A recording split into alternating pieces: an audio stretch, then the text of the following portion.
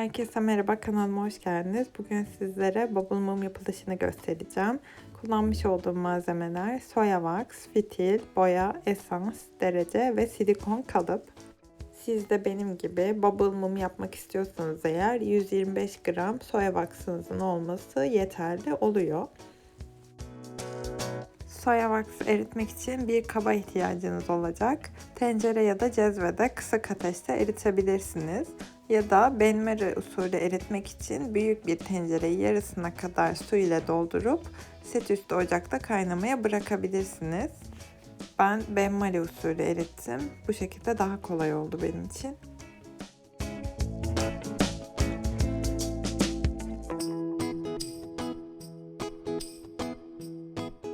...125 gram soya wax'ın erimesi 10 dakikayı buluyor. Bu süre zarfında sık sık karıştırabilirsiniz. Soya wax eridiği zaman görünümü zeytinyağı gibi olacaktır. O zaman ocaktan alıp boya ve esans karışımlarına başlayabilirsiniz. Ben kürdan ucu kadar pembe mum boyası koydum ve 5 dakika kadar karıştırdım.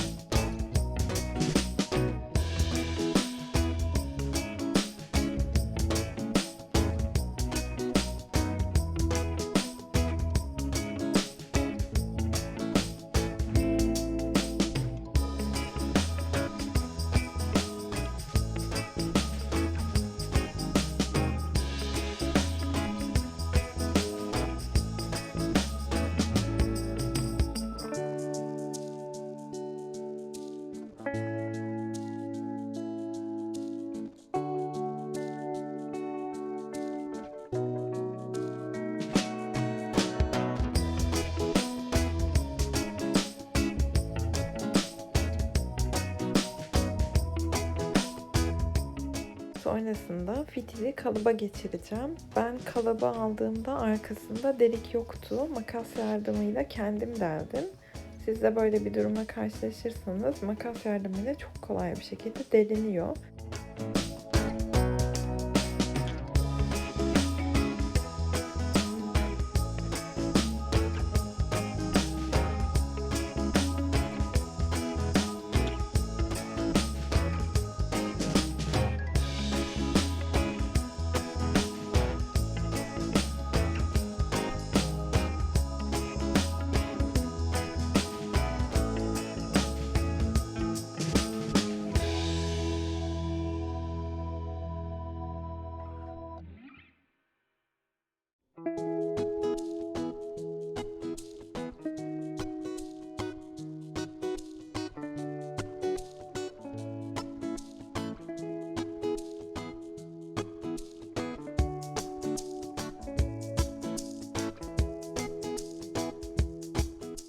Üç damla kadar Yasemen esansı ekledim ve tekrar karıştırdım.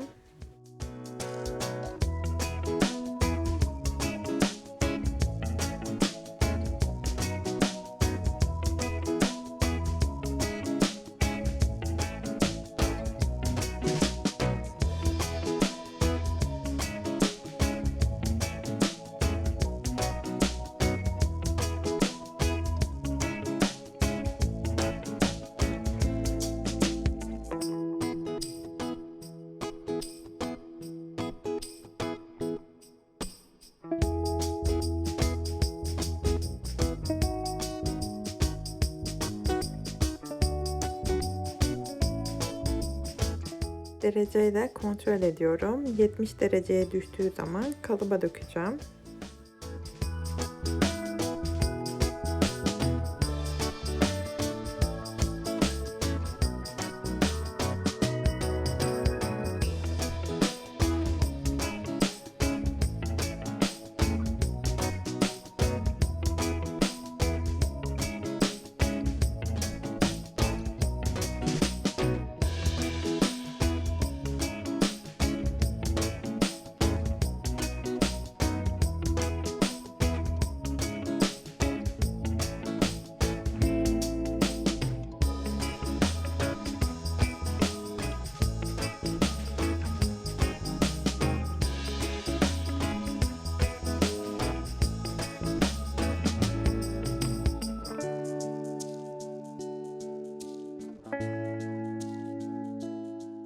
İki kürdan yardımıyla fitilin dik durmasını sağlıyorum.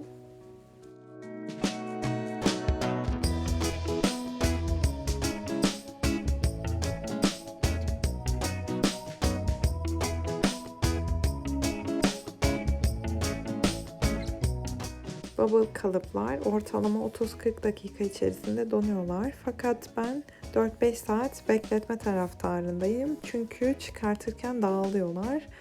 Çok dikkatli çıkartmanız gerekiyor. Önce yan taraflarından açıyorum ve en son uç köşelerini açıyorum.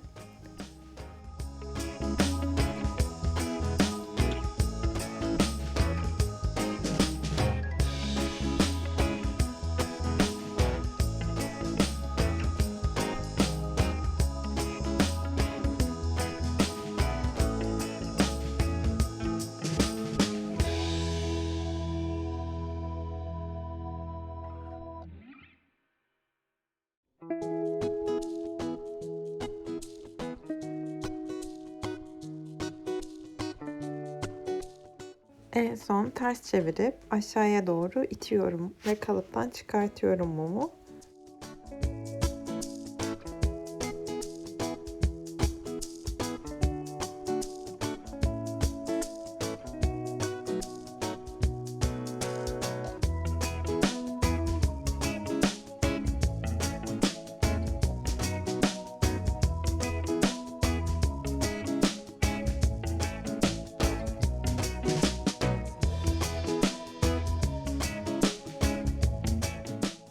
Kullanmış olduğum malzemeleri tekrar açıklama kısmına yazacağım.